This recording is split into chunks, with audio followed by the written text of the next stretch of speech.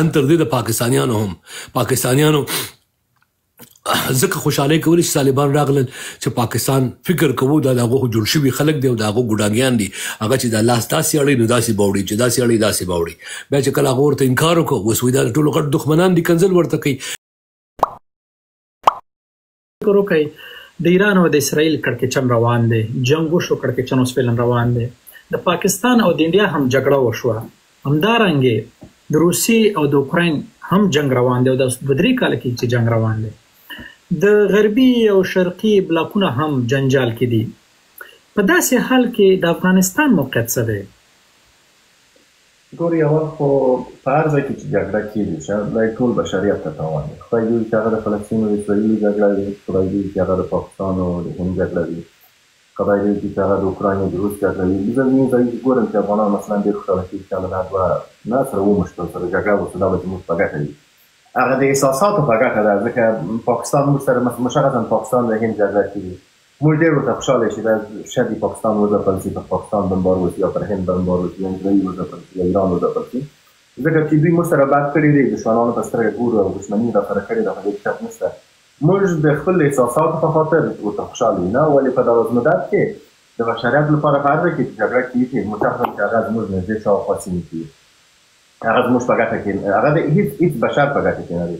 دا که جګړه چیرې سره غځېږي چې هغه جګړه به کرار سره غځېږي، ځکه مخکې دغه د دنیا د دوه قطبي کېدو خبره وشوه، پخوا خو داسې و چې امریکایان یې خبره کول ټول همدغه خبره ده، ولې اوس هغه د چین مخته روان دی او روسان ورسره مخته روان دي په اوکراین کې. هغه جګړه دا ثابته کړه چې روسان په جګړه کې د ناتو په مقابل کې نه جګړه کولی شي او امکانات لري، باوجود چې څومره بندیزونه پر دوی باندې دي. یا دا اوس که تاسو د ایران جګړه وګورئ، باوجود د دې چې امریکایان او اسرائیل په دې باور دي چې دا جګړه موږ وګټلو، کوم اهداف یې وو هغه تخریب دی، ولې حقیقت داسې نه دی.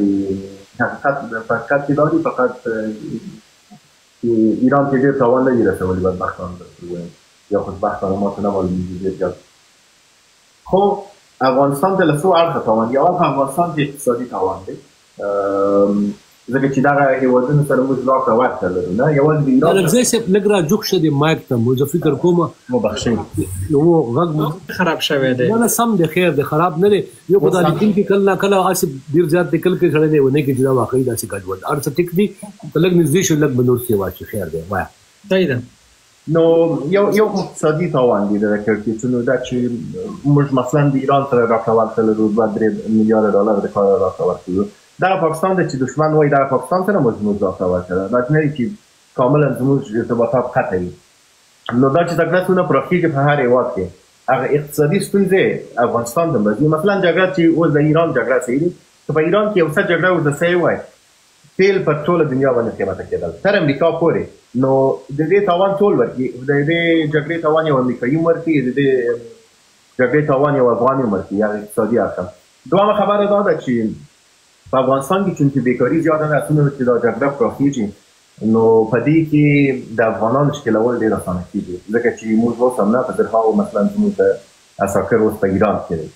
مخکې هم د ایران دا کارونه کړي دي، مثلا په پاتومینو کې د مهاجرینو څخه استفاده وکړه. صحیح د مهاجرینو ته وویل چې که تاسو غواړئ دلته پاتې شئ، که غواړئ چې اولادونه مو مکتب ووایي، که غواړئ تاسو موږ تذکره درکړو، نو ته به پاتومینو ته ځې، کنې اخراج به یې. نو دغه رقم د دې امکان هم و چې زیاتره افغانان چې هغه په ایران کې دي، په پاکستان کې دوی څه سربازګي وکړي، د دې نیابتي جګړو لپاره استفاده شي. په همدې ډول په افغانستان کې دننه مثلا نیابتي جګړې ته دوی زور ورکړي او کش ورکړي او هغه بېرته د افغانستان ته تاوان دي. نو په هره برخه کې چې په هر ځای کې چې جګړه شدید کېږي، جګړه رسېږي، دا په ټول کې زموږ په ګټه کې نه دی. درېیمه خبره دا ده چې څونه نړیوال جګړې مثلا پراخېږي، قوي کېږي، افغانستان څخه توجه کمېږي. یعنې اوس هم افغانستان د توجه نشته. د اوکراین جګړه مثلا ټوله توجه ځان ته واړول شوې. کله چې د اسرائیلو جګړه شروع شوه، تاسو وګورئ د اوکراین څخه ټوله توجه واوښتل. د اسرائیلو د جګړې مخکې زلنسکي هیرو و، نه ټول مطبوعات خبرې پر کول چې اوکراین او دا دی وغیرې. څنګه چې د اسرائیلو جګړه شروع شوه، د اسرائیلو د فلسطین د اوکراین څخه توجه واوښتل، همداسې چې اوس د ایران او د اسرائیلو جګړه شروع شوه، فلسطین د ټولو هېر شو. نو دا جګړه چې څونه پراخېږي، موږ د هغومره کونج ته ځو، ځکه په هغه ځایونو کې د جګړې شدت نه وي، برحاله جنګ نه وي، نو دا بیا خلکو ته مهمه نه ده چې ته څه لوبه نه لرې، ستا نجونې مکتب ته نه ځي، مثلا اکثریت ځوانان د کار نه لري، په جګړه کې بیا هغه شیان مهم نه دي. په جګړه کې بیا دا مهم دي چې برحاله په جګړه کې څومره انسانان مري، کوم رقم سلاوي استفاده کېږي، تلفات څومره دي، زخمیان څنګه کوو. نو په کل کې آخري خبر همدا ده وروره چې دعا به دا کوو چې دا جګړې سره ونه غځېږي، ځکه دا جګړې غځېږي له هرې خوا ته وغځېږي. تاوان عام انسانان ګوري، هغه عام انسان که خدای جوړ کړي افغانان یا امریکایي ټولو باندې دا تاوان راسره. ستانګزه صاحب ډیره مننه. او یو اخري دغه تاسو خپل نظر خپل پیغام وړاندې کړئ چې تاسو ولسته څه پیغام لرئ د افغانستان ولسته چې په دغه حالات کې، په دغه وخت کې، په دغه اوسني شرایطو کې ولس باید څه وکړي؟ داسې یو شارټ هیڅ نه کړي. په دې جګړو کې خپل بېطرفي حفظ کړي. په اوس کې ما لیدل چې اکثریت ځوانانو مثلا د ایران او د اسرائیل صحیح دی. له یوې خوا اسرائیل دی چې هغه د بشریت دشمن دی، هغه دغه سره زموږ دشمني یا جنجال د بشر په اساس دی. هغه سره موږ نه باید د دین په اساس جګړه وکړو، نه د مذهب په اساس. هغه ته وایي چې ورور ته بېګناه انسانان وژني، او دا په کل کې غلط کار دی. هر څوک چې بېګناه انسان وژني دغه په مقابل کې موږ باید ودرېږو. دا زموږ بشري خبره. خو د اسرائیل مستقیم تاوان افغانانو ته تر اوسه نه دي رسېدلی. دغه د افغانستان په مسایلو کې مداخله نه کوي. بل اړخ ایران دی. ایران باوجود دی چې مسلمانان دی، زموږ همسایه دی، ولې مستقیما په افغانستان کې مداخله کوي. مثلا د شیعه او د سني جګړې ته ایران لمن وهل. مثلا فرهنګي یرغمل نه غوښتل چې د افغانستان فرهنګ له پښو وغورځوي، او د ایراني فرهنګ حتی ایراني اصطلاحات دغه شروع چې هلته رایج کړي.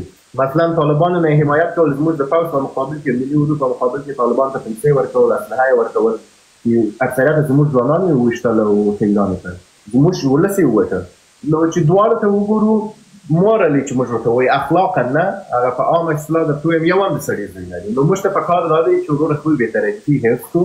نظام هلته نشته، رژیم ته هم همدغه په کار دی، افغانانو ته هم دا په کار دی چې خپل پر وطن باندې فوکس وکړو، توجه وکړو، خپل پر مشکلاتو توجه وکړو، خپل غږ باید پورته کړو. او تر ټولو مهمه دا ده چې د مکتبونو په اړه لطفا بې باکه کېږي نه. افغانان په اول سر کې لږ دي او اوس ټولو ته دا شی یادي دی، ولې د افغانستان د آیندې لپاره دا عادي خبره نه ده. دا د افغانستان آینده تباه کوي. مننه. زه تاسو ته راځم ستانګزه صاحب. غواړم چې بنیري صاحب دې خوا راولم. بنیري صاحب تاسو دلته راشئ. تاسو بنیري صاحب خپل نظر وړاندې کړئ. دا کومه پوښتنه چې ما د ستانګزه صاحب څخه کړې وه، دا د نړیوال جنګونه د ایران پاکستان د پاکستان او د انډیا چې کوم جګړه وشوه، د اوکراین چې جګړه روان د روسیې سره اوس، او د غربي شرقي بلاکونه هم په جنجال دي. یعنی د افغانستان موقعیت څه دی؟ زه به لږ کوم موقعیت کې دی؟ یعنی کوشش به مې دا وي چې دا وخت کم دی. بس خیر داسې شارټ ځواب راکړئ، وخت ډېر کم دی. مختصر خبره به وکړم. یو خو دا دی چې موږ اکثره خپل مفادات د نړیوالو مطبوعات چې راته سوي، هغه موږ ته خپل مفادات ښکاري یا نه ښکاري. موږ مفاداتو کې خپله د خپل سر ګرولو کوشش نه کوو چې حقیقت کې خپل مفادات څه معنا ده، او یا دښمن یا د دوست تعین چې د اکثر د بل د نقطه نظر نه کوو. اوس د اسرائیل سره دښمني ځکه چې اسرائیلیان چې دي هغه فلسطینیان وژني، فلسطینیان ماشومان او ښځې، او دا ظلم دی. دا ځکه زموږ دښمنان دي. خو په دغه ځای کې موږ بیا کلم د سعودي عرب سره دښمني ونه کړله چې هغو 40,000 مسلمانان په یمن کې مړه کړل، او پاکستان سره پکې ملګری دی انډیوال له سره. آیا د یمن کې د وجونکي مړ کېدونکي ماشوم او ښځې وینه کم قیمته دی یا هغه کم انسانان دي د فلسطین غزیات دي، یا ځکه چې دا موږ خپله وژنو، مسلمانان یې وژني؟ د دوستۍ او د دښمنۍ تعین د خپلو مفاداتو لپاره کول پکار دي. په چا سره په دې بنیاد په اختلاف چې هغه د چا سره جګړه، څنګه چې ستانګزي صاحب وویل ډېر صحیح وویل، هغې سره باید افغانان کارونه ساتي. افغانان باید بیداره پاتې شي، ویښ پاتې شي، خپل کور غم وخوري. په دې بنیاد چې هغه د افغانستان په مستقبل په ګټه تمامېږي که په تاوان. مسلمان دی که کافر دی، په دې بنیاد دی نه وي. هندو دی که پاکستانی دی که پنجابی دی که فلسطینی دی او که بل فرنګی دی.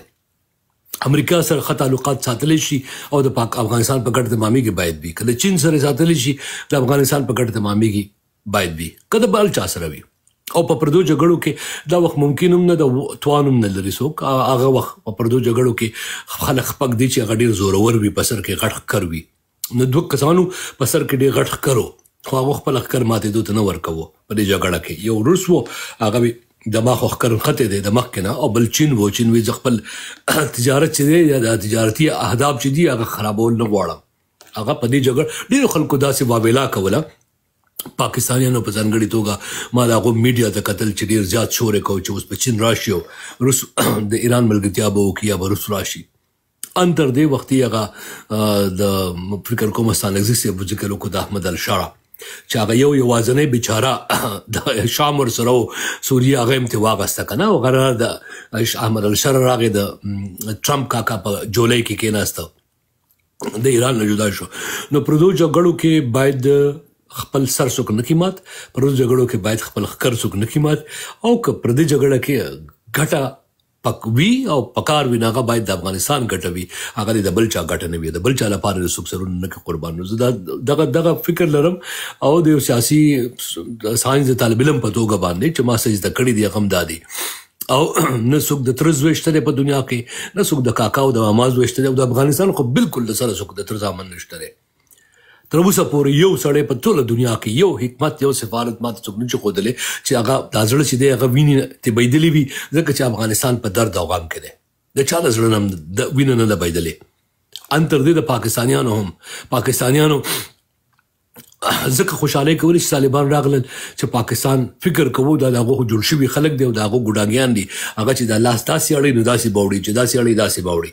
بیا چې کله هغه ورته انکار وکړو اوس وایي دا د ټولو غټ دښمنان دي، کنځل ورته کوي، وایي دا د اسرائیل او هندوستان جاسوسان دي. د دې نه باید سړی سبق زده کړي. دا هندوستان و چې کله C-814 د جیش محمد د مولانا مسعود اظهر ورور جاز وتښته و کټمنډو نه کندهار کې کوز کړ، نو دې هندوستان د افغانستان سره تعلقات بند کړل. خو کله چې د پاکستان سره بیا جګړه راغله نو همدغه جیشنکر چې ټولو مخکې هلو مسټر متقي هاو ار یو ډوینګ ډارلینګ یې ورته ووایي، یعنې متقي بیا ډارلینګ شه. ولې ډارلینګ شه؟ چې پاکستان خلاف یې ضرورت ورته لره. هم دا متقي د هغه په کتاب کې دښمن و، هم دا هیبت الله خونزاده صاحب د جیشنکر په کتاب کې د مودي په کتاب کې د ځکه چې جاز چې چا تختولی هغه پاکستانیان وو، خو دغه پاکستانیانو بدبختو دغه جاز په کندهار کې کوز کړی وو، مولانا مسعود اظهر یې پرې خوشی کړی وو، د طالبانو بل چا نه پرېښودو دلته یې راوسته. نو معنا څه ده که پاکستان دی که هندوستان دی، که طالب و که کرزی و که غنی و که بل مشر دی محترم وبخئ که زه د چا سره سیب نه ویم یا محترم نه، د هغې معنا نه چې بې حرمتي کومه، دا یو ان افیشل یو غیر رسمي گفتگو کې داسې کله کله کېږي، څوک دې خفه کېږي نه. زموږ ټول محترم مشران دي او زه خو طالبانو ته هم داسې کلم بدبختۍ نه غلط ټکی نه ویل غواړم په خبرو کې، مقصد دا نه وي. نو که هر څوک مشر وي، هر څوک چې وي په هر ځای کې څوک یې مني او که نه مني، نو که هغه د پاکستان لپاره جګړه کوي په افغانستان کې او یا څوک د ایران لپاره کوي، دا بدبخته نه افغان دی او نه د افغانستان خواخوږی دی، دا د افغانستان دښمن دی، که هغه اوس حکومت کې دی او په پخوا په حکومت کې. که دا جګړې څوک کوي افغانان به هغه کله هم هېر نه کړي. مهرباني. مننه. زه راځم صدیقي صاحب، تاسې هم خپل نظر وړاندې کړئ دغه پوښتنې ته. ډېره مننه. فکر کوم د پای شیبې دي او دا څو قصې د جنگ اول خو ستانګزي صاحب یادونه وکړله که چېرته مرګ ژوبله په هر ځای کې کېږي د هغې مخالف یو. بیا بونیري صاحب دا خبره هم وکړله چې یوازې خو دلته قصه د هغه نه ده که نه د اسرائیل او د نور مسایلو، هر ورځې کې چې مسلمان انسان وژل کېږي د هغې خلاف سره. خو یوه خبره باید وکړو چې موږ د ټولو نه مخکې خپل هغه ملي ارزښتونه باید موږ صحیح تعریف کړو. چې کله ملي ارزښتونه صحیح تعریف شو بیا نو موږ نه جګړه کوو، خصوصا په دا اوسني شرایطو کې، ځکه فعلا د افغانستان کې داخلي بحران شته، نړیوال مشروعیت نشته، ورسره بشري حقونه نقض شوي دي، دا ټول مسایل. څه خبره به دا وي چې بله خبره موږ دپاره اسرائیل او موږ دپاره ایران او پاکستان دا مهمه نه ده، موږ دپاره باید یوازې افغانستان مهم دی اوس دپاره. دا چې په ایران کې څه کېږي، دا چې په اسرائیل کې څه کېږي، دا چې فلسطین کې څه کېږي، صحیح ده، موږ دا مخکې یادونه وکړله، موږ خواخوږي کوو ورسره، خو چې بېګناه انسانان ووژل شي. خو ما دپاره اصلا شخصا ما دپاره افغانستان مهم دی اوس لپاره، د افغانستان ملي ارزښتونه دا مهم دی او موږ دپاره مهم هم دا ده چې باید بېطرفه پاتې شو. ځکه تاسې سویس وګورئ، د دویمې نړیوال جګړې نه راپه دخوا بیخي بېطرفه پاتې هېڅ جریان سره تړاو نه لري او ښایسته هغه د ښکلی آباد دی. څوک به یاد کړ دا ټکي سویس ښایم که نه؟ سویس و اور آرام دی، همدغه شان مثال صاحب ډاکټر صاحب خو تاسو خبره کوم راټوب کو د تیونیزیا ده د عرب سپرینګ شروعات خو دالته نشوي وو خو د عرب سپرینګ خلکو اول ول چې دا خو د چا جګړه ده چا د پاره کو ځان ممبر بادوي راځي یو کال کې د خپل هیواد بچ کو بیا په نیکسټ ایئر کې د نوبل پیس پرایز چې اغسته وو هغه دغه تیونیزیا خلکو چې خپل هیواد بچ کړي وو نو به طرح پاتې کېدل او شرایطو کې غوړه لار دی مننه ډیره مننه زما خو ډیره پوښتنې نورم دي خو دلته چې زه ګورم بنوي صاحب سره وخت نشته ستانګزي سره وخت نشته او ډاکټر صاحب محبوب شاه محبوب خو دا خو د چا خبر خپل میټینګونه او جلسې سره خو د زما له خاطر ډیره مننه کوم ودان په اخره کې یو د سیلند پیغام ورکړي ولسته افغانانو ته او چې سبا دوشي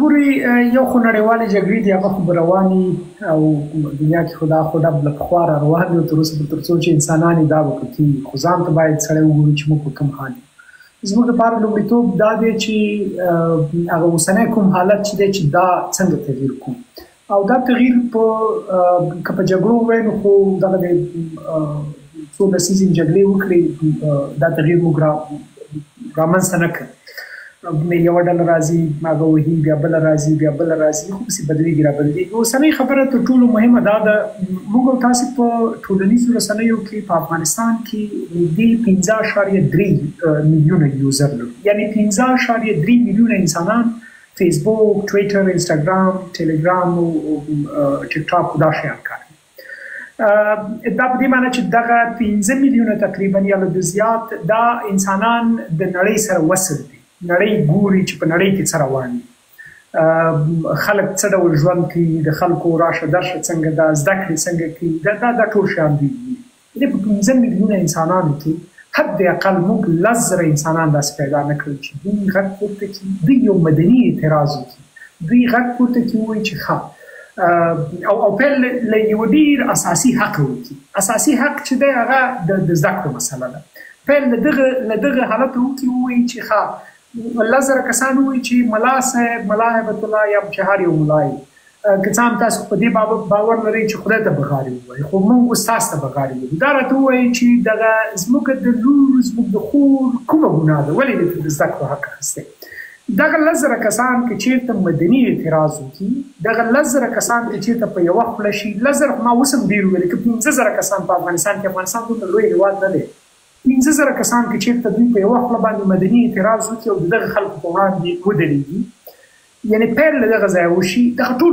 بدلونونه په کرار په تدریجي ډول راځي او که موږ دې ته ناست یو چې مثلا له سپورتونه وکړو او بیا لاړ شو جنګ وکړو نو دا امکان نه لري او امکان به مو لري خو ولې افغانستان بدبختۍ ته بیایي نو دا چې افغانستان بدبختۍ ته لاړ نشي دا چې افغانستان کې یو بله جګړه پیښه نشي یو بل ناورین پیښ نشي یو بل بهرنی لاس داخل نشي که څه هم اوس هم داخل دي نو د افغانستان ولس باید راپورته شي دوی باید مدني اعتراض لاس پورې کله چې دا مدني اعتراض د کامیابۍ تر دغه سرحده ورسېږي چې لومړنی اساسي حق یې ترلاسه کړي چې هغه زده کړې دي ورپسې بل هم ترلاسه کولی شي بیا بل هم ترلاسه کولی شي او پسې بل هم ترلاسه کولی شي نو راځي چې موږ داسې خپله ټوله انرژي دغه یوې مسلې ته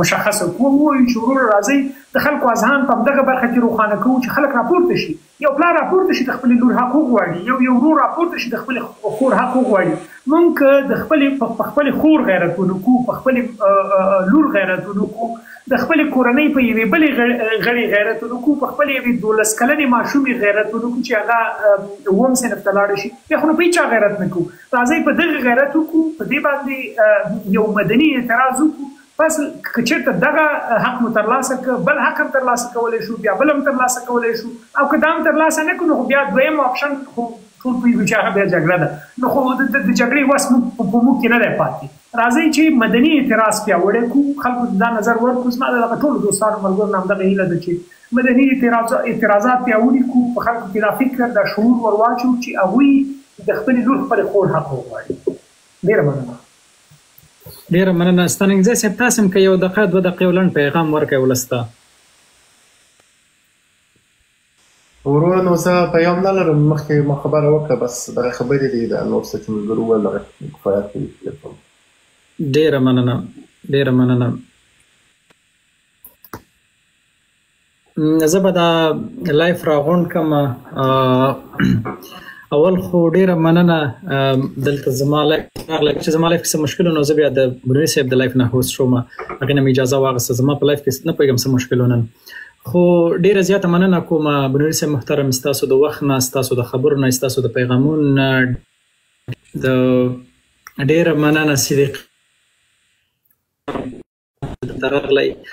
ډاکټر صاحب محبوب شاه، زه خو ستاسو ډیر مینوال یم، ستاسو د فکر، ستاسو د کار، ستاسو د علم، خدای درته په ژوند او په علم کې نورم برکت واچي. ډیر زیات مننه چې راغلی. ستانکزی صاحب محترم، زما د پانتون هم صنفه، زما هم دوره، او ډیر زیات مننه ستانکزی صاحب چې دلته موږ ته د وخت راکو او کور مو ودان، الله دې ژوندی لره. زه ډیر زیات خوشاله یم، ډیر ویاړ کوم چې نن اول واره په ټیک ټاک کې دغسې یو سیاسي، دغسې یو تاریخي، دغسې یو مسلکی لایف افغانانو ترمنځ شو. ولس دلته ناز دی، ډیره مننه د هغه ولس نه چې دلته اوسه پورې ناستو، زموږ خبرې واورېدلې. کور مو ودان، دا کم خلکو چې دلته موږ ته کومنټونه وکړل، زه بخښنه غواړم، هغه ما سره خپل سوالونه ډیر زیات و. نو ان شاء الله تعالی په بل ځل به د خیره سره د ولس چې کوم پوښتنې کړي دا ټول ما سان سره لیکلي، دا به بیا زه کوم ان شاء الله تعالی. ولس نه ډیره مننه. ټول دې لیکلي دي. نو زما خپل پوښتنې خو لا ډېرې پاتې شوې، خو ان شاء الله تعالی که ژوند دا به د خیره سره بیا کوم. چونکه زما په دغه راغلی په هوست باندې نو کله ناکله هغه ګرافس ما ته ښایي، نو یو وخت کې 200 به خلکو کتل دا پروګرام ستا. ډېر کامیابي در غواړم او ډېر کامیاب پروګرام دی وکړو او سرو زمانه علاوه درې وړه ملمانه ډېر په ولري په دغه سیمه ریجن باندې. زه خو بار یو طالب علم یم او 40,000 خلکو نه زیات دا پروګرام خوښ کړ، نو واقعي کامیاب پروګرام دی وکړو. آفرین. او موږ هم در سره یو او کله چې بیا پروګرام کوي بیا به هم در سره راځو. دا ستا هڅه او زیار زه ستایم، ځکه څنګه تا بیا وویل چې په اوسني عصر کې یو وخت کې چې خلک ګیمونه هم بد شی نه دی کوي، دي ټوکې ټقالې دي هم کوي، سندرې دي هم غږوي، د هغې مخالفت موږ نه کوو، نه کول پکار دي. خو البته دا قسمه پروګرامونه هم باید لږ سیوا شي. شته دی خو په دې رسنۍ کې په دا ټیک ټاک کې ما ته ډېر کم ښکاري. نو دا ستا ونډه چې ده، موږ زه خو بل سره کم څه کم ملګرتیا کوم او نور ملګري باید هم در سره ملګرتیا وکړي. نو زه درته آفرین او شاباشي وایم او مبارکي در کوم چې تا قریشي صاحب دومره خواري دې وکړه او د 5-6 ورځو نه اړه مې ما لیدې تصویرونه او دا اعلانونه او ملګرو ته خواستونه کول.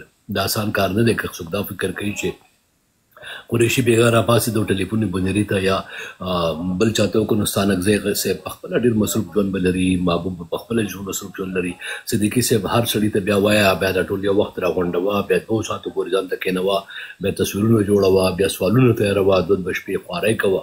داسې پروګرامونه زیار غواړي. او هغه بل پروګرام خو دا دی چې بټري دوه څپرانه زه نه یوه سرحدي غوندې کښېنه او ویښته داسې که بس تیاره لوبه وي. دې کې وایي کې لږ فرق دی. نو دا تا واقعي ډېره خوالي ورته کړې ده. ډیره مننه. بس دا ستاسو برکت دی چې خدای پاک دومره حوصله راکړې چې دغه کار مخکې وړم او دې ته به دوام ورکړو. خو زه هېڅ هم نه یم، ما سره په دې پروګرام کې د ډاکټر صاحب محبوب شاه ډېرې مرستې وې او ډېر نظرونه یې راته راکړل. دغسې د ستانکزي صاحب، د صدیقي صاحب، کور مو ودان. بیا هم ډیره مننه، تاسو په ما یو احسان وکړو چې زما برنامې ته راغلی. کور مو ودان او ولس نه ډیره مننه. تاسو ټول ته ښه وخت، خوشحاله شیبې په دې هیله چې افغانستان کې باثباته ژوند او باثباته ولس را بیدار شي او خپل ژوند آباد کړي. مننه. او دا ستا په دې پروګرام کې کم سے کم که نور څه نه وي، دونه خو د خپل لیدونکو ورڅوکو ته وایي چې زموږ دا چینل خو سره سبسکرایب کړي. خپل پروموشن خو موږ وکړو کم سے کم دا چینل د دنیا سره مثلا تړاو نه لري. بس یو هیواد سره کومک کوي د هغه وینه ځینې ځای شي. یعنې چینایان ډېر وږي خلک دي، ډېر ظالم خلک دي، مثلا په اقتصادي برخه کې دوی چې هر چي واسي هر چي کومک کوي، داسې یو کومک وي چې تا ته د کور خاوند ته هېڅ شی نه کوي. نو په افغانستان کې تر اوسه پورې د دوی کومکونه خو معلوم نه دی، ولې که دوی کومک کوي بیا یو هغه کومک کې دوی موږ ته پکار ده چې یو بیلانس وساتل شي. ځکه چې موږ ډېر چینایانو ته نږدې کېږو نو دې خواته بیا امریکایانو ته خوند نه ورکوي، او که موږ د امریکایانو څخه ډېر لرې کېږو بیا هلته نور جنجالونه موږ ته جوړولی شي. مثلا په اول سر کې چې ټرمپ اداره جوړه شو، د امریکې استخبارات طالبانو ته استخباراتي معلومات ورکول بند کړل د داعش په اړه. هغه په نتیجه کې مثلا د دوی وزیر وویشتل شو، د بلخ والي وویشتل شو، څو دغې کې نور حملې وشو. نو اوس یې بېرته هغه معلومات بېرته طالبان سره هغه د داعش په اړه استخبارات دوی شریکوي چې د هر معاملې پر سر وي، هغه یې بېرته شروع کړي دي. یعنې دا مې یو کوچنی مثال ول، که چیرې امریکا په دې پوه شي چې طالبان هغه ډله چې دوی بېرته پر قدرت راوستل، مخصوصا حقانیان دوی ته ډېر نږدې دي او هغه غواړي چې افغانیان سره کار وکړي. دوی که په دې پوه شي چې طالبان له زړه نه چینایانو ته نږدې کېږي او د افغانستان مثلا معادنو ته هغوی لاره پیدا کوي، هغلته رای ابریشم پرانیزي، په هېڅ ډول امریکایان هغوی یاران نه پرېږدي. نه موږ داسې یو موقف کې یو لکه پاکستان. اوس د پاکستان اگر چې موږ ورسره دښمني ده، ولې دوی د اسټابلیشمنټ یو خوبي دا ده چې دوی وکولی شوی چې د امریکایانو او چینایانو په منځ کې بیلانس وساتي. ګورئ باوجود د دې چې دوی ته اټوم او دغه ټول وسلې په اول سر کې چینایانو مرسته ورسره وکړي د هند پر ضد باندې، مګر باوجود د هغه تاسو ګورئ چې دوی دا کلونه کېږي چې د امریکایانو څخه په بیلیونونو ډالره نه پیسې ځینې واخلي په راوست کې د دوی د پوځ مشر په امریکا کې ډونالډ ټرمپ وخت ورکړي چې پاتې ځینې وکړي. هغه داسې یو مملکت دی چې په منافقت رضالت زه غواړم چې ته خبرې وکړې د ملګري وایي چې ستاسې غږ صحیح نه راځي او زه هم صحیح غږ نه اورم او یو بل شور هم ډېر راځي. د مایک دې بند کړئ. صاحب تاسې بند کړئ، څوک چې خپل مایک پوره شي. بنیري صاحب د مایک بند کړئ. بنیري صاحب او ځکه موږ د ستانکزي صاحب غږ زه خپل هم درست نه اورم، داسې ډېر بزار دی. نو زه نه پوهېږم چې د څه شي بزار دی. دا د بنیري صاحب چې تاسې خپل مایک بند کړئ. زه مایک بندوم او بخیر راکې زه مایک بندوم. زه ما د ښکاري نه مال د شپې پرېوتې یو سکل راکړه بخیر.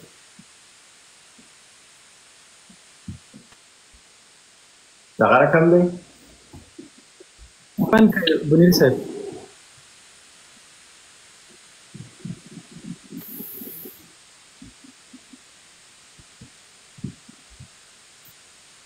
تاسو زما غږ اورئ؟ خپل هم کولی شي هغه مایک بند کړي ورته که صوت نه ځایي. زه ګورم یو سکند راکړئ ما ته وبخئ. یاره ما ته مایک خپل نه ښکاري، زه پوه نه یم چې صحیح لږ دی. ته زما مایک وینې؟ ته زما د تصویر غټ کړئ وار قریشي صاحب چې زه خپل مایک وګورم. یار زما تصویر غټ کړه چې ما ته د مایک ښکاره شي، ما ته د مایک هغه آپشن نه ښکاري. زه نه پوهېږم چې مایک کوم ځای کې دی. والله مایک پکې نه ښکاري ما ته خپل. عجیبه کار دی. دا زما په مایک باندې خو ته نه یې ناست، زما په مایک خو په هوست په مایک خو ته نه یې ناست. قریشي صاحب قریشي صاحب تا خپل مایک بند کړئ. مایک بند کړی. تاسې وګورئ دلته یاره دا په کار د تصویر د پاسه ښکارېدلی، ټولو تصویرانو د پاسه خپل تصویر باندې کلیک کړئ یو وارې. ټولو تصویرانو د پاسه زه کلیک کوم او وینم ما ته خپل نه ښکاري، نو ټول راته ښکاري. عجیبه خبره ده. او بهرحال زه ته اوس هم شور راځي پکې؟ ودرې صبر وکړه. اوس هم شور شته دی؟ و شور دی. عجبه خبره ده. زه که بندوم نو کوم ځای نه بند کوم مایک هیڅ آپشن نه راته نه ښکاري. تاسو ټولو مایکونو راته ښکاري، خپل راته نه ښکاري. نه نو دلته لاندې وګوره، دلته شته که نه کیمره. ګوره زه کیمره بندولی شم، کیمره ښکاري، کیمره راته مخامخ ښکاري. چې کیمره بنده کړم بندېږي، خو مایک آپشن نه راته ښکاري. زه د سیټینګ بنیري صاحب تاسو پوهېږئ چې دا چېرته نه بندېږي مایک؟ د ټول یو شان وي. زما د عجیبه خبره د مایک راته هغه آپشن د سره راکوي نه ما ته. دا ډېر زیات شور دی، ګنې بیخي خبره. ته خپل هم کولی شي چې مایک یې بند کړي. زما مایک بندولی شته قریشي. څنګه یې بند کړم؟ زه هم نه پوهېږم لکه څنګه بندېږي.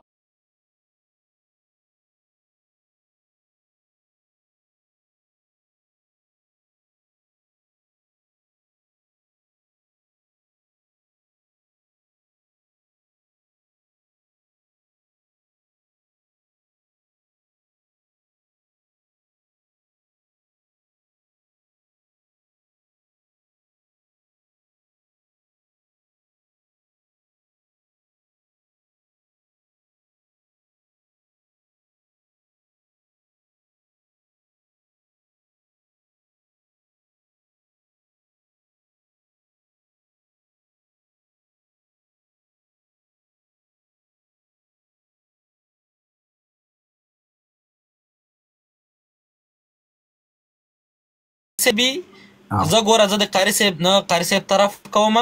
خدای شاهد دی، خدای شاهد دی. زه درته وایم ابو عبیده یو شی به زه خلاصه کوم چې به نورو ملګرو ته وخت ورکړم. زه د تاسو علماو، د تاسو مشرانو او د تاسو خاصو خلکو د پښو خاورې یم چې څنګه تاسو یو شی را جوړ که زه درځم. 2 ځلې مې ونه منل ستاسو اصول، 2 ځلې زه در نه راغلم، 2 ځلې مو راته ونه ویلې چې تښتېدلی، 2 ځلې مو راته ونه ویلې چې ملحد یې، 2 ځلې مو راته ونه ویلې چې ته غول خورې. نو مطلب د دې نه چې تاسو ښکته سپک کېږئ او زه تحمل کوم، خو د دې نه نور هم کوی شم یار، چې څنګه خوښه یي، چې څنګه هم طبیعت یي، تر څو چې ستاسو زړه سوړ نه وي. زه خو بیا هم درته وایم ډاکټر صاحب په هغې واده کې زه در سره خلاف ورزي شوی یم، په هغې زه بخښنه غواړم، د لاندې کسانو نه بخښنه غواړم چې دلته ما اصول در سره هغه کړي دي، منلي دي، او هلته بیا دوی خلک راخېجولي دي. هلته زه په خپله دوی کوز کړم چې تا غوښتنه وکړه چې زه لایف ته وراجګ شم، هلته زه دوی په خپله کوز کړم، خو ډاکټر صاحب ما اصول ومنل، بیا زه دوی په خپله کوز کړم. نو خبره به دلته وي چې درېمګړی کس به وي، درېمګړی کس یا که زه یم که اته ولا صاحب وي، هغه به موجود دي په لایف کې، موږ دواړه به پوښتنې نوټ کوو. ما ته پیغام پرېږدئ، زه به سبا ته په خدمت کې اوسم. سمه ده، زه ته پیغام پرېږدم، وخت به وټاکو، زه به قاري صاحب ته ورشم، دا خبره به وکړم. سمه ده، الله مو لاره، الله دې په خپل حفظ او امان کې وساتي. هیله کوم. دغه اسلام په اسلام کې اسلامي اخلاق د دې پالل ډېر سخت دي. ګورئ ما نه به تېره شوی چې یو ځل بیا وایم، د قاري صاحب ټول هغه مینهوال چې اوس ما پیغام اوري، که ما نه هره بده خبره شوي، زه علماو ته احترام لرم، زه د هغې د خاطره بخښنه غواړم. زما دین ما ته دا نه ښایي چې زه یو چاته د شیعو جانیتور وایم. دا ډېر جالبه لغت قاري صاحب ما ته وکارو، او یا نورې خبرې پاره. اما زه حاضر یم که چېرته قاري صاحب شله دی او کلک شله دی چې بیا باس کوو، بیا باس کوو، بیا باس کوو، په سترګو کوو. جناب هدایت صاحب الله مو راوله،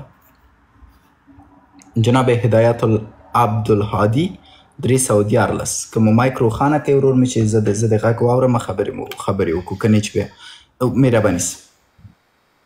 سلام علیکم ډاکټر صاحب، ښه انشاءالله مرګلي باخ وي، ټولو اورېدونکو ته سلام انشاءالله، ښه اوسئ، خوشحاله آباد اوسئ. زه د کورمې پراچنار اوسېدونکی یم او پښتو هم راځي، فارسي هم راځي. انشاءالله د موږ کومه پښتو دی د افغانستان پښتو سره لغونده کې پار کوي، ښه بیا انشاءالله مطلب باندې تاسې پوهېږئ. صحیح ده، مهرباني ورور مې. ډاکټر صاحب تاسو کوم بحث راخستی و، واقعا څه دلته مو ناوخته شوی دی، خو بیا یادې په باوجود تاسو بحث مو مهم وګڼلو، د تا کېناستم یوه غنټه، تاسو بیا مو ته ټیم راکړو، تاسو ډېره شکریه. آینده دپاره که ما بیا ریکویسټ چولو، ما روکیا د سره هله وخت نه وخت خبرې او پوښتنې انشاءالله هغه به سره کېږي. صحیح. تاسو کوم موضوع اصل کې لکه د مذهب نه بغیر سنت اول قرآن دی، بیا سنت، بیا حدیث دی، واقعا بنیادی شی مرنیولی دی، بهترین شی مرنیولی دی که مسلمان اندغ شي ته کېنستل، قرآن یې راواخیستو حقیقت سره، حقیقت معنو سره، او حدیث یې راواخیستو او سنت یې راواخیستل، واقعا څه مسلمانو کې بیا تفرقې نشته. ویلي قرآن مجید کې پروردگار عالم متواضح ویلي دي څه، بسم الله الرحمن الرحیم واعتصموا بحبل الله جميعا ولا تفرقوا. مو کې فرقې بالکل حاتم دي، دا شیعه دی، دا سنی دی، دا نشته دي. اصل کې مسلمانۍ دی، انسانیت دی. مسلمانۍ کې اوس دا خبرې بیا سړی په کور دی پرېږدی چې دا شیعه و دا سني و. آیا څه پیغمبر و، پیغمبران موجود و، شیعه سنیان و؟ ټوله دین محمدي کې و، ټوله پیغمبر دین شریعت کې لګیا و. اما دا څه کوم جوړ شوي دي، تو کومه خبره وکړه څه 600 کاله بعد چې دا مذهبونه جوړ شوي دي، یو اهل سنت والا، یو اهل تشیع والا. خو بهرحال زه دغو خلکو نه ډېره ګیله لرم څه هغه شیعو باندې تهمت لري چې دا مشرک دي، دا د شرک کوي، دا کافر دي. نه، زه خپله شیعه یم، زه شیعه مسلمان یم، الحمدلله. خدای وحده الله شریک ذات دی، خدای سره هیڅوک شریک نه دي، نو سره امام شریک دی، نو سره معصوم شریک دی، نو سره مجتهد شریک دی، نو سره ملا شریک دی، نو سره طلبه شریک دی، نو سره کاری شریک دی. ویلی صرف اور صرف که عبادت کیږي هغه خدای ته کیږي، اما نور کومې نظریې دي، نور کومې عقیدې دي هغه باد کی دي. د شیعو باندې بار بار الزام شاه لګوله، دا ښه کار نه دی. اندې شانتې که چونکې څه سنیان کافر دي، سنیا کافر نه دی. ویلی هغه دا خدای مني، هغه دا رسول مني، هغه دا پیغمبر لمني. خو ایتا ایوه خبره چې ما ډېره ښه شوه چې دا خلکو دکاندارۍ خلاصه کړي دي، دغو خلکو یو بازار لګولی دی، دغو خلکو سوپر مارکیټ ته راغلي دي، فارسی زبان که اگه میشنون و میفهمن. ودان فقط دومره درته وایم زموږ هدف همدا ده چې ورځ راشي ټول مسلمانان لکه د تا غوندې راپورته شي وایي سړیه زه هم شیعه نه یم زه یوازې مسلمان یم زه راپورته شم وایم زه سني نه یم زه یوازې مسلمان یم هغه وخت موږ متحد کیدای شو. زه نه پوهېږم ولې خلک د شیعو نه په زړه کې کرکه لري. زه نه پوهېږم ولې شیعه د سنیانو نه کرکه لري. لطفا دا کرکې له منځه یوسئ. خالد رور الله مو راوله خالد بن ولید. السلام علیکم ورحمۃ اللہ وبرکاتہ. ډاکټر صاحب څنګه یې؟ جوړ بخیر. الله دې اجر درکړي. ډاکټر صاحب زه به لږ یو څو خبرې پکې وکړم ځکه چې زه خپله یو احمدي مسلمان یم او په دغه کې یعنی د قرآن کریم نه چې لکه څنګه د موږ ورور ویلو چې وتعتصموا بحبل الله جمیعا ولا تفرقوا، الله تعالی خپله فرمایي چې د الله تعالی رسۍ ونیسئ او په فرقو باندې مه ویشئ. ولا تفرقوا یعنی فرقې مه جوړئ. او د مسلمان تعریف چې دی هغه رسول الله صلی الله علیه وسلم په خپله کړی دی چې من صلی صلاتنا واستقبل قبلتنا واکل ذبیحتنا فذلک المسلم. دا د صحیح بخاري هغه د روایت دی. دا د اخلاص کې دا د اول وګوري دوی چې د فرقو هلته څه رسول الله صلی الله علیه وسلم کله ویلي دي چې په فرقو باندې داسې ځانونه وویشئ او بل د فرقې کله راووتې 800 کاله بعد راووتې دا فرقې. او بل خبره ده چې دا هغه حدیث یو پوښتنه وکړم. ولې نه ځان ته ولې یوازې مسلمان نه؟ ها اوس زه درته راځم. بحث زما ډېر اوږدېږي ځکه زه د سره یو وارې زه مباحثې باندې هم ورغلی وم. د دوی کسانو چې دی دوی رضالت دا کولو چې زما مایک یې بندولو او بل دا کار یې کولو چې نعره تکبیر به شروع کړه. په عربي کې غواړي، په انګلیش کې غواړي، په اردو کې غواړي. زه اوس هم مباحثې سره ورته یعنې مناظرې سره ورته تیار یم. نه زه هسې نه وایم ډاکټر صاحب زه درته هغه کوم که نه یعنې دوی هغه درته وایم چې زه ورته تیار یم چې دوی هر کله غواړي کسان دې وټاکي زه دوی سره د مناظرې هغه کوم او دوی ته زه دوی ته هغه وښیم چې دوی هغه حیثیت څه دی په دغه ځای کې. خو زه ډېرې خبرې په دې نه کوم ځکه چې ما ولیدلو دوی ډېر داسې یعنې غلط کار کوي او دوی د شیعه او د سني په منځ کې دوی تفرقه یعنې جنګ اچوي.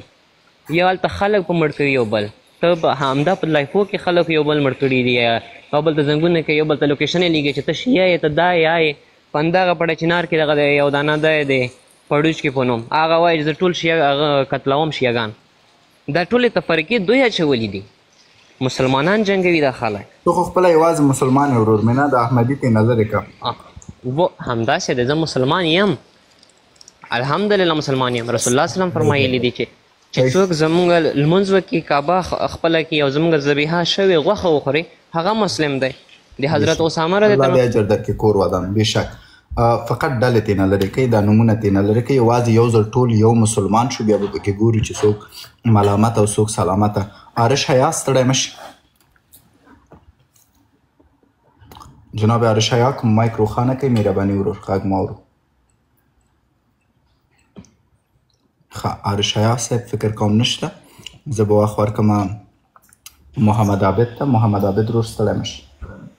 خیر مننه ډاکټر صاحب. سلام دې تا ته ورسیږي او د ګروپ ملګرو ته دې ورسیږي. ډاکټر صاحب ما داسې ویل چې د تا خبرې چې دي یعنې صحیح دي خو دلته بعضې خلک یعنې د هغه ذهن څه د ذهنیت دی دغه ظرفیت نه لري تا په خبرې یعنې سر نه خلاصېږي او دا تا خبرې ټولې صحیح دي. او بل ډاکټر صاحب موږ چې کله غواړو چې یوې نتیجې ته ورسو دلته اوس بعض مشکلات دي. مثلا مشکلات داشت دي چې والا شیعه چې دي پښې نه مینځي. موږ وایو شیعه ته وایو چې تاسو پښې ولې نه مینځي مشکل څه دی که نه هغه دلیل درته وایي. د اوس فکر چې وکړو نه شیعه څه دي په سني سي باید وایي او نه سنیان څه دي په شیعه سي ځکه هېڅ امام په یوه بل سي بده خبر نه ده کړې نه یې پسې ویلي چې په دوی کې دا مشکل دی که نه. یعنې دلته کې غواړو چې دا مشکلات رفع شي. د مشکلاتو هغه به موږ باید ټول کړو. ښه پښې ولې نه مینځې هغه مشکلات چې موږ داسې لرو. مثلا دلته قاري صاحب وایي چې د محمد رسول الله په بیبیانو سې یعنې بعد خبرې کوه. ښه موږ به راشو دلته د مشکل به پیدا کړو چې مشکل چېرته دی چې دلته خلک به دوسې بد وایي که نه د شیعو کتابو کې بد په دوسې ویل شوي که نه. دقیقا دلته کله د شیعو د شیعو په کتابو کې خو بد نه دی ویل شوي او بیا ته څه دا قاري صاحب انګریزانو ژغوري فتوا ورکوي مثلا د چې یو مرګ روا کړی دی که نه مرګ روا دی یعنې مال د تا دی یعنې دا فتوا څه دی ځان یې ورکړې ده که نه او بل ډاکټر صاحب دا شیان څه دي دا شیان مثلا دا به مخکې ملانو دو ته کارول چې دغو چا مرګ روا دی مثلا د کافر مرګ به یې روا کړی و دښمن د امریکایي د هغو مال به د تا و هر څه به یې تا کېدل دلته اوس د نوي ملان چې راغلي دي دا شیعته کار وي دا ډېر غلط کار دی الله دې اجر درکړي ورور تا چې دا په ډېر ساده ژبه د ما نه ښه پیغام خلکو ته ورکړه د هېچ چا مرګ روا نه دی په اسلام